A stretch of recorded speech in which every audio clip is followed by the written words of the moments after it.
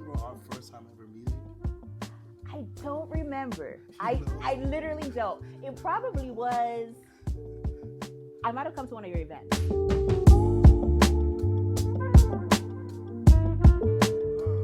All right. Well, open invite. We're here. We are here. We're enjoying ourselves. Yes. Long time in the making. Yes. And we made it. Yes. Yes. Do you actually remember the first time that we initially started having conversations about creating a show? This has to be like over a year ago. Longer than that. Yeah, over a year ago. Like this is probably 2 years, maybe. Yeah, 2 years. Yeah, it's been a journey, and we're here, and we're so excited, you guys, because this really has been something that we have been intentional about curating in a way that we would be proud of. Yeah. And so now that we have our little mocktails, which are delicious, by the way, Absolutely. let's actually introduce ourselves to the people, because some people know us, some people don't. Yeah. So get us started. Okay, well, my name is Anthony. I'm a hospitality guy, but my day job is in tech. My business that a lot of people may know me for in the city is called Laid Back Allure. It's a lifestyle and hospitality collective, and we create experiences through the lens of hospitality. So you think of brunches, private dinners, R&B parties, cocktail hours, all of that type of stuff. Those are the types of things that we like to do in the city, travel with it. And that's my way of being able to create community through those facets of hospitality. So that's a little bit about me. What about yourself? I mean, okay, Mr. Multifaceted. You got a couple layers. But my full name is Cynthia, but I go by Cyn. And, you know, similar to you, a lot of the work that I do is really centered around community. But I'm not in tech. I actually work in the nonprofit world. And my role specifically is around being able to find resources to fund programs that are doing good work in the community. And that's really important to me because there's so much that we can do to make the world a better place. Absolutely. And I literally have been doing nonprofit work for so long to where I can't imagine not actually serving community in some capacity in the work that I do. But in a nutshell, I always tell people I'm a servant. Like, I believe that I was just created to serve, to be here, to be a resource, and to support people in whatever capacity that I can. But in a little nutshell, that's all I do. And I'm a hermit. I'm not outside like Anthony. I am not outside like Anthony. I'm in my own little bubble. You know, once in a while I go out.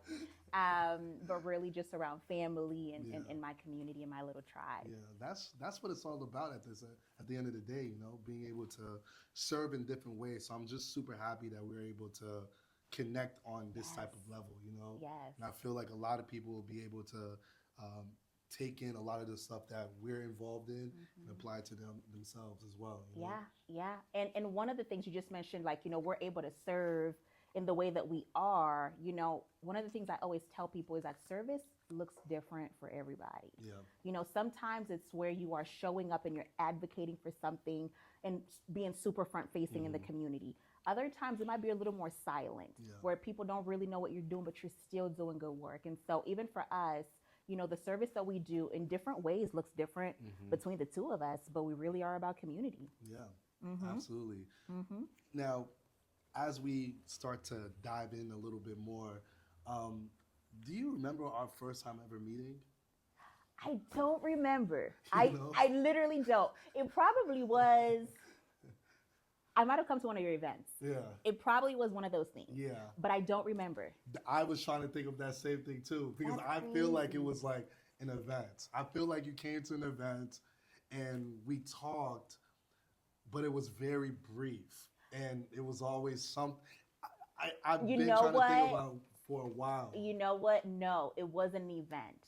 I don't think it was. What was it, though? I think I'd reached, I wish I had my phone so I can look at my messages. But I think I had reached out to you because I had a friend who was trying to get into like live podcasting. Oh, yes. Remember that? Yes. And I think that was, and so we were kind of thinking about what it would look like to maybe lean in and kind of do like a collaboration. And that's how we started. Yes, that's what it was. Yeah.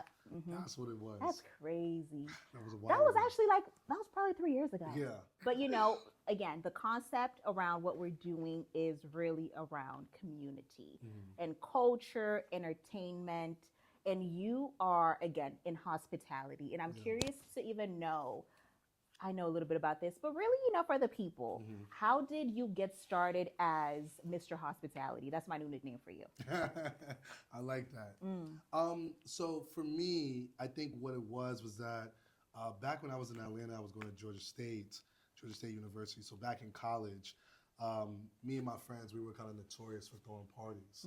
So we were throwing different parties for different occasions, whether it be, we got a job, there was a football game going on, it was a home game, or just because we just wanted to celebrate that weekend. We were just throwing parties all the time. But we would get in a lot of trouble. I bet.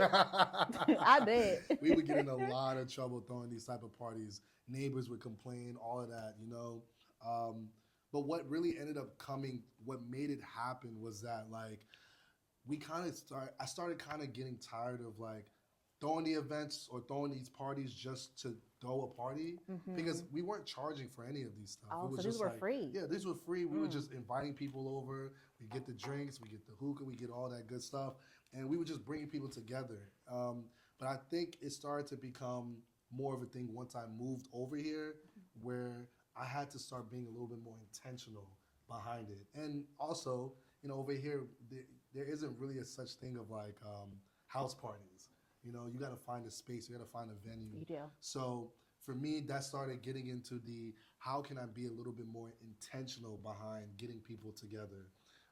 And I had already had the concept of Laid Back Allure back in Atlanta, but bringing it over here and growing a team with it, I saw that the city was missing this, and it was just how can we get all of us to get together, have a good time, be safe, but also be able to celebrate wins, talk about things that we all enjoy, and that's what really spawned it. And then from there, it started to grow where, I was doing events once a month, and it was really a way to be able to,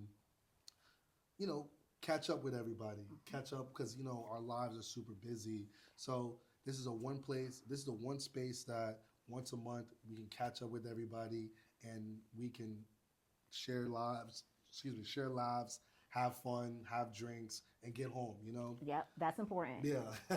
Please get home. Absolutely. And I think from there, as the iterations continued, we started to be a little bit more specific about it, during brunch, during dinner, during R&B. So I think that's kind of where it all came from, just really being able to get people together for a good reason. I love that. Yeah. I love that. And I think I'll share this fun fact about you, because I've been curious to learn more about even this part of your journey, right? So once upon a time, you also did radio. Yes. And so this is almost a full circle moment, right? Yeah. Doing radio, having Laid Back Allure, being, pretty front facing in the community, and curating experiences that I know that are unforgettable for a lot of people.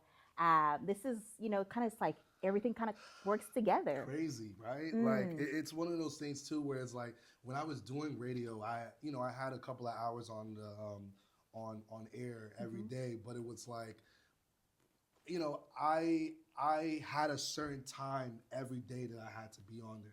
But I think now it's so cool to see this in full circle, because now we're able to dictate the time and day and place when we want to do it. The fact that we're doing this 3 years after meeting. That's wild. Insane, That's wild. So I think I give ode to all of these different types of experiences or job titles that I've had to be able to come and do something like this with you. So shout out to you, because you're Mrs. Detail. You always are on top of it. But here's the thing. I'm Mrs. Detail, but I'm always late. Remember when I texted you a couple weeks ago asking if it's possible to be type A and also be late to everything? Yeah. How am I so detail oriented, but I'm always late? I was late today. Yeah. But you know, it's one of those things where it's like it still worked out because I was kind of running late. You know, I couldn't. It was two gas stations. So when you said you were grabbing the ice, did you already come here and then go grab the ice? So I drove past it and I saw that like I didn't see anybody that was out. Because I was like, okay. I drove past it and I didn't see anybody that was out. But then I forgot that this area doesn't really have gas stations. It doesn't. So I was like, all right, now I gotta go a little inward to the city and go find a gas station and get some ice. I was really thinking I could just pull up real quick, grab some ice, and then just walk over and stuff. But yeah, I was slipping. I know, but I am Miss Detail. It's interesting how my mind works. Yeah. But if I don't have the details a certain way, I really genuinely get anxiety. Mm-hmm. So things have to kind of be a certain way. But again, it doesn't make sense to me how I'm like that, but also always late. How does this apply, or do you think that this applies to your day-to-day at work, or when you're building a community in your space? In terms of being like super detail-oriented. But then also knowing that obviously we're humans, so sometimes we're gonna be late. You know, we're gonna be late. I'm late sometimes. See, you said sometimes. If I had my friends in this room right now, they'll be like, Cynthia is always late. It's ridiculous. But I'll say this. Here's what I will say. I know I'm working on it, you guys.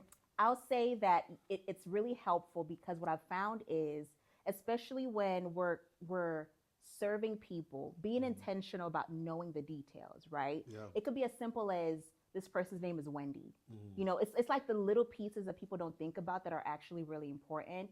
Paying attention to, okay, this is what matters to you. Yeah. This is who you are. And being able to really create resources around people in that way that meet them where they are is really important. So I will say being super detail oriented has helped me a lot in my journey, in the work that I do, because I'm able to really create and cultivate things around people's exact needs or as close as I can to get to their needs, right? So yes, it does help me. With that said, because we all have areas that we can work on. Yeah. I call them areas of opportunity. You know, I don't always get it right? Like I be late. Yeah. But guess what? I might be late, but I'm gonna get you some resources. That's what I'm talking about. I might be late, but I'm gonna make sure that you're taken care of. Yeah. So, you know, it's a balance. That's what I'm talking about. That's what it's all about. It's a balance, right? Yeah. Tell me a little bit about like when you got into this space, right? I'm pretty sure that you had probably a goal in mind about maybe your trajectory or where you wanted to be in 5 years. You know, tell me what that looked like for you. Do we have an hour? We need more time. You know, so I guess I'll kind of backtrack a little bit more because I think that my foundations shape a lot of everything else, right? So born and raised in Zambia, like, you know, for anyone who doesn't know, I was born and raised in Zambia, you know, and my family relocated to the United States when I was 12, going on 13. Nice. So right at the cusp of being a teenager. And I grew up in a community where I saw community. I saw people, you know, being able to support each other, serve each other. Of course, again, nobody is perfect. Yeah. And so there are always things that happen, but really I saw you know, there were certain tight-knit dynamics that I just kind of like pulled on my heartstrings, even as a child. And, you know, fast forward, coming to America, that was a culture shock. When I tell you, especially right middle school, where the kids are mean and, whoo, child. Oh, when I tell you that was a journey, that was a journey. But even in that, what I started to see was, it was like almost I call it like a different type of brokenness from what I saw back home, right? For us back home, it was a lot of things around, you know, things like poverty and, you know, things that are a little bit more tangible. Coming to America, there was something that almost got highlighted to me even as a child around identity, right? And so very quickly, I knew that I wanted to do work around helping people really hone into, you have the capacity, you have the potential to hit A, B, C, D, and E. Yeah. So by nature, I feel like that's just how God created me. But I think that even coming to America, it's like something sparked in that way. Yeah. So fast forward, I graduated high school and immediately moved to Houston with my best friend, thinking I was going to start a nonprofit and do nonprofit work. Bear in mind, I am 18 years old. I don't know how to pay bills, how to pay rent, better yet, how to form an organization, Yeah. So, but that was really the starting point for me where I realized, okay, this is something that I truly do want to do. Community and service is truly at the heart of who I am. Yeah. If even at this age, I'm wanting to go do something to help people. And that's just how it's been, that's just been my journey. And it's again, ups and downs, challenges and all around, but it's worth it. That's amazing. It's worth it. Like, and you having that as at an early age. A lot of people sometimes don't get super invested into it in like to their mid 30s or so. Yeah. But you knowing what you want to do, Yeah. how you want to be able to apply this to your community at such an early age. Thank you. Kudos. Yeah. Thank you. And then on the flip side for you, I'm curious, right? For me, I always knew I'm a serve. Yeah. I'm gonna do something to serve. Like it's always been embedded within me. For you, is there anything that you dreamt of doing? Right? I thought I was gonna start a nonprofit. Yeah. Life. Yeah. For you, is there anything that you dreamt of doing that you either have accomplished or working toward accomplishing and things like that? It's that's also a good question because I've had so many different trajectories for myself personally.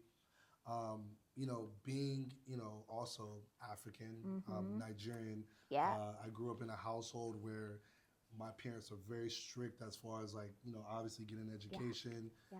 be a doctor, lawyer, pharmacist, chemist, all that type of stuff. And all of my siblings, they're in some type of medical space. So Really? like so like chemistry and neurology, all that good stuff. Biology, all of that. Okay. But I was the only person that took the technology route. Interesting. So just because I was super fascinated with computers, but I think for me at an early age, I was kind of like more of like focused on like I kind of realized that like um, the internet, computers, tech, all of that stuff was going to change lives in so many different aspects. Absolutely. Just like how it is right now. So there was a time where I was really just solely just focused on that. I didn't even think of like hospitality. I didn't think of events. I didn't think of parties. I didn't think of any of that. I think it was once I got into college when I saw that like you can be multifaceted. You can. So my goal was like, how can I be able to serve in these different spaces? Because when I was doing my first tech job, I was doing stuff on campus. So for me, it was like I am not only serving the students because I'm helping them with their technical stuff, but then I'm also being able to be this person that is front facing and also being able to build community in that way. But I think it was long winded, but I think like to answer your question, a goal of mine was that I wanted to be able to fully just be into computers.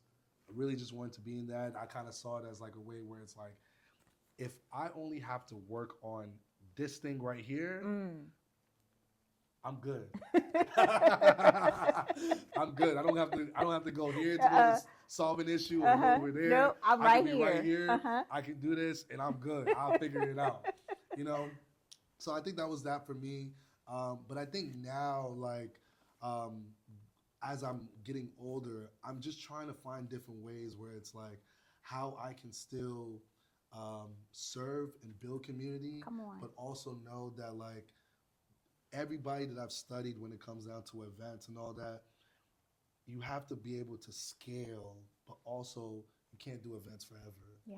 You Come know? on. So Whew. that's kind of like where my mind is at right now, knowing that like there's gonna be a point in time when I wake up and I'm like, you know what?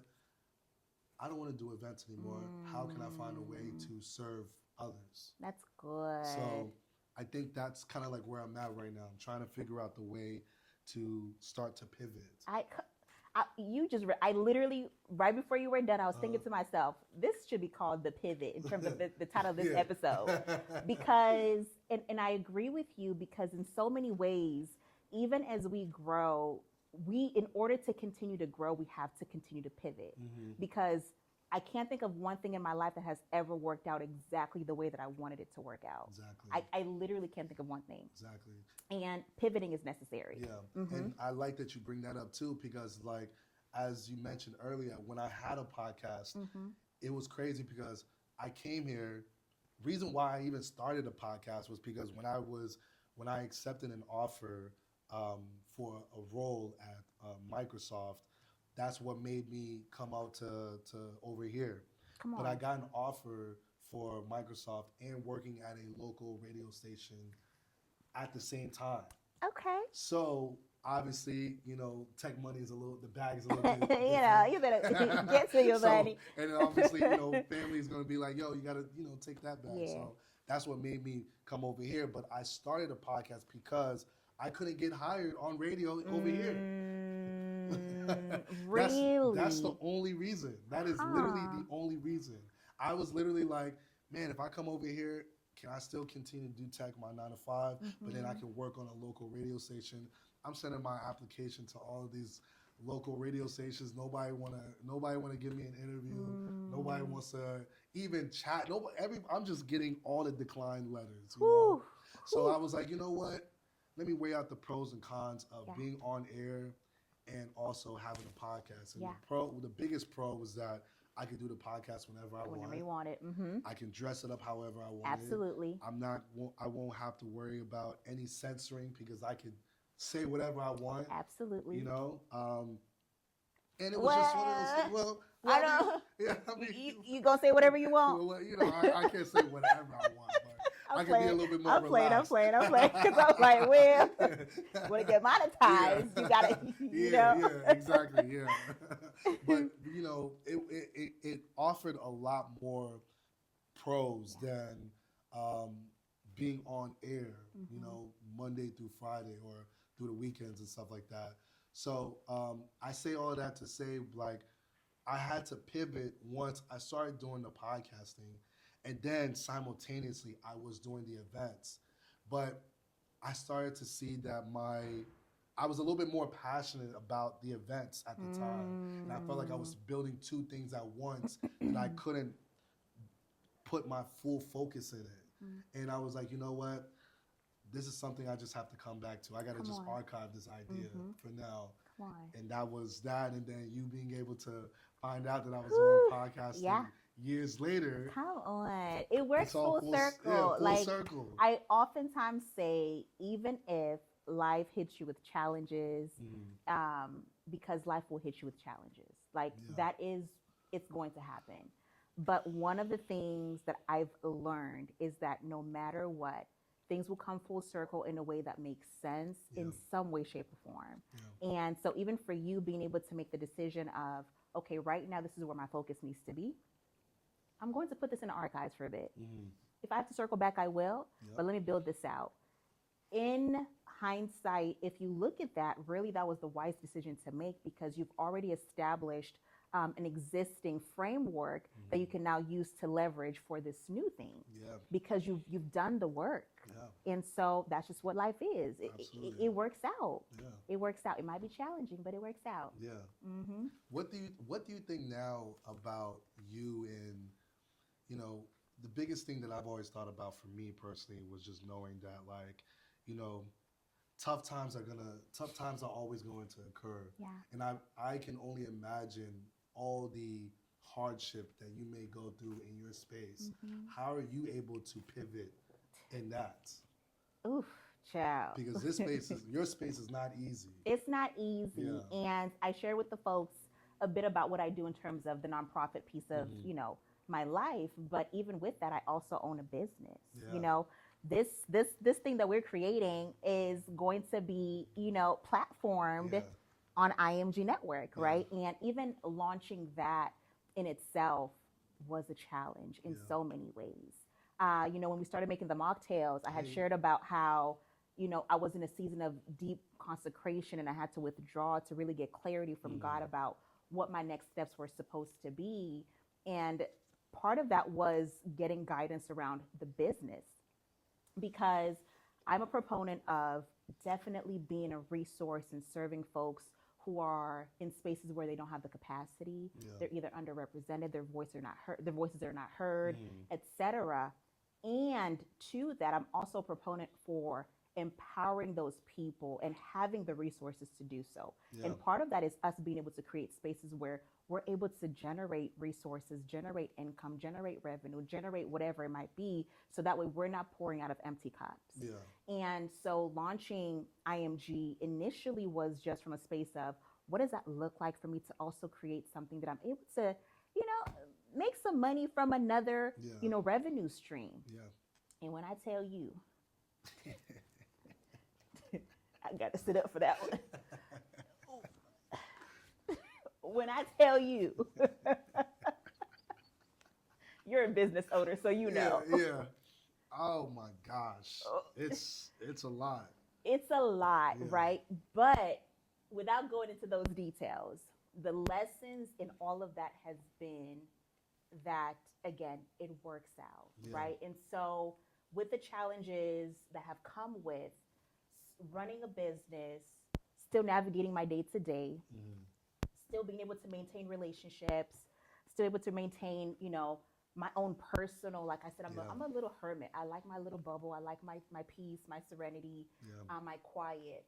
Being able to juggle all of those things, that's been a journey. And, we've talked about so many different things, even in this context of the conversation, the pivot, the focus thing, being people. And so, we're multifaceted. So we have different layers. We do some things right. We do some things not right, et cetera, et cetera, et cetera. Right. And I feel like this is a conversation that we should continue. Because there's so much. Absolutely. Like, because I want to even dive into, right. I want to dive into some of those aspects to navigating the challenges within journeying through life and climbing and being able to continue, being able to pivot in spite of. What do you think about that? I am aligned. Okay. I like that. Okay. Okay. So you want to kind of, what's the word? Wrap us up? Close us out. Close us out? Well, look, listen, this has been a pleasure. This is the first episode of Open Invite. I'm excited because we have so much more to share. I want to just be able to just drop as many gems as possible. I know you want to as well. And, we got some wisdom. Yeah, we got some wisdom. A little bit. We learned from experiences. And I think that's it for us. Yeah. Well, thank you so much. We'll see y'all next time.